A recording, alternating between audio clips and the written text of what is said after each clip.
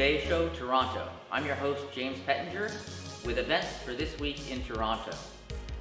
Starting tomorrow, we have the Just for Laughs event, where you can see your favorite comedians in different locations all over Toronto. We also have the Friends exhibit, which is happening now every Wednesday, where you can go and enjoy living the same life or just experiencing the moment as one of your favorite characters from the show Friends. And when we're back, we'll have Paul Renshaw with us from Digital Bytes.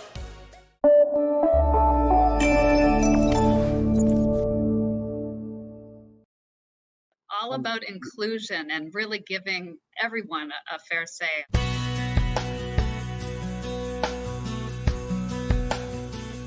Welcome to the Today Show. This is our flagship show. I am Unstoppable Tracy. I am Zach Damon. It is a pleasure to be here. I am excited. What is up? We have a great show today. Jay Stoyan here for the Disability Channel, the world's only inclusive channel for and by persons with disabilities. Get ready to be inspired, everyone. We have people watching from all over the world, but also all over Ontario. We also take a concerted attention in the veterans community. In moments of stress and trauma, we can get a hold of ourselves. To help make a difference for people with disabilities, to show people how to love themselves or their disability. I appreciate it. I appreciate you guys having me, giving this platform for myself and other people with disabilities. Thank you so much, folks, for joining us for this episode of the Disability Channel of Detroit.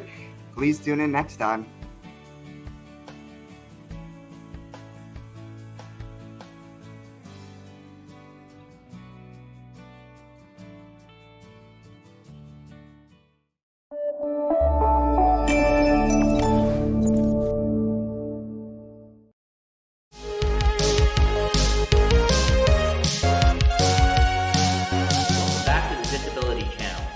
Today Show Toronto. I'm your host, James Pettinger, and we are here with Paul Renshaw.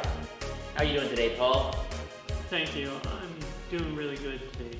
So Paul here is from Digital Bytes, our sister show, and we are going to discuss today both how you became involved with the Disability Channel, and as well, last week we talked with NG about software. Paul here is our hardware expert, and we're going to discuss a little bit of that too. So how did you become involved with the Disability Channel, Paul? Well, it's funny you should ask that because I have a friend in film and television that I work with from time to time.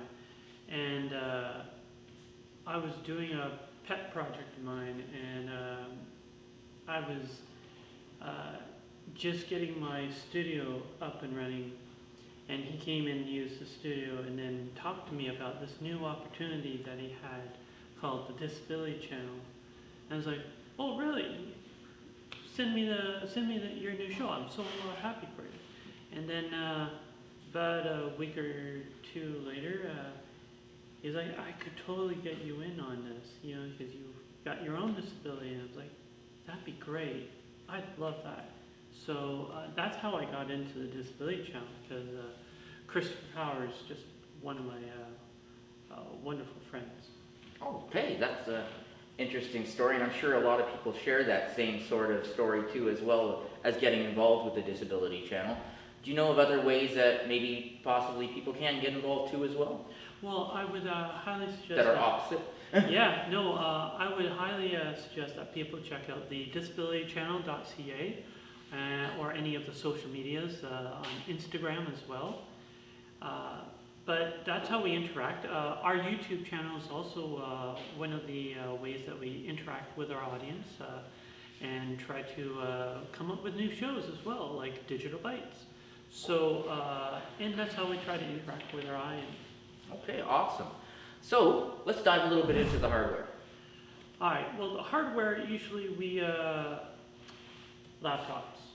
We all have them, and tablets, and phones. And so we all use these for entertainment, production of films, or just simply having a leisure. But what do they mean to our lives? Well, laptops, you just take them anywhere. They're great for production value in film. They're great for on the go and to connect to cameras. so you can have a camera that's an alternate version on a laptop and then edit it right there and then after you shoot. Same thing with phones or tablets. They both have cameras. So the hardware is really key to having your editing or your skills on those hardware platforms. So focusing on the media-based work that we actually discussed too with NG last week, specifically on the software. We asked him to recommend some softwares for us that would be, most viable and useful to our viewers when editing or creating any other graphics or such or any other media-based subject. Now, would you have a suggestion of a type of laptop, tablet, or phone that would specifically be used for these media-based operations?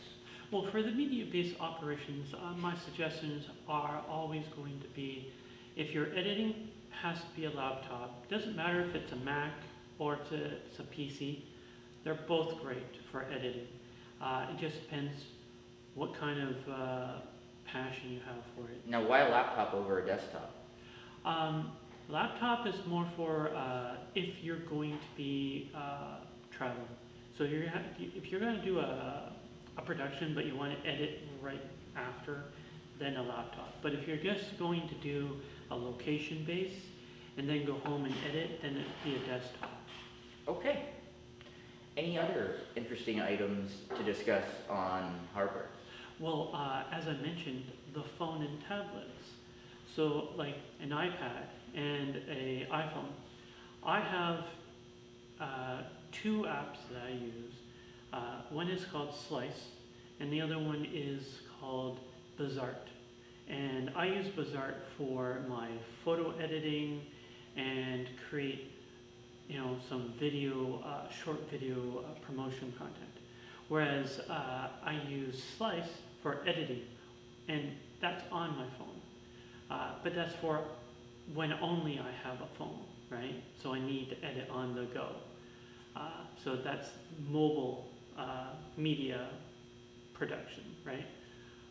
But I can also download all that stuff from the Apple iCloud onto a desktop and then edit from there. And that's something NG had mentioned last week too, the traverse to the cloud from regular memory that's based on the system. Yes, the cloud is actually quite a useful tool, but the misconception about the cloud is that it's not there for permanent storage or a permanent solution. It is there as a temporary solution for storing files.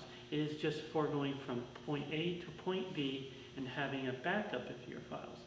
Whereas a different solution for a cloud-based system would be something like Xbox, where their game solution is cloud-based. So it's you using their farm of computers to have the power to use a AAA game on your phone. So for our viewers who are getting into media-based actions with their computer, would you suggest having maybe an external memory bank to back up everything from the cloud, just for your personal use, since you did say it is temporary? Yeah, it's always a good idea to have a subscription to a cheap cloud service that will give you, say, 100 gigabytes, like Google, right? They're, I think, like $5 or so, or less or something. And then to have that available to you as a backup or as a means to go, I'm taking a trip to England and I'm going, so when you're in England, you can access that cloud and get all the stuff that you need. So having the cloud is to say, I don't need this thumb drive, I don't need a hard drive, I just need a laptop and I can access the cloud. Okay. Well, I appreciate you coming on today and discussing this with us, Paul. Thank you. I'd like to thank our viewers for watching the Disability Channel and the Today Show Toronto. I'm your host, James Pettinger, and we look forward to seeing you next time.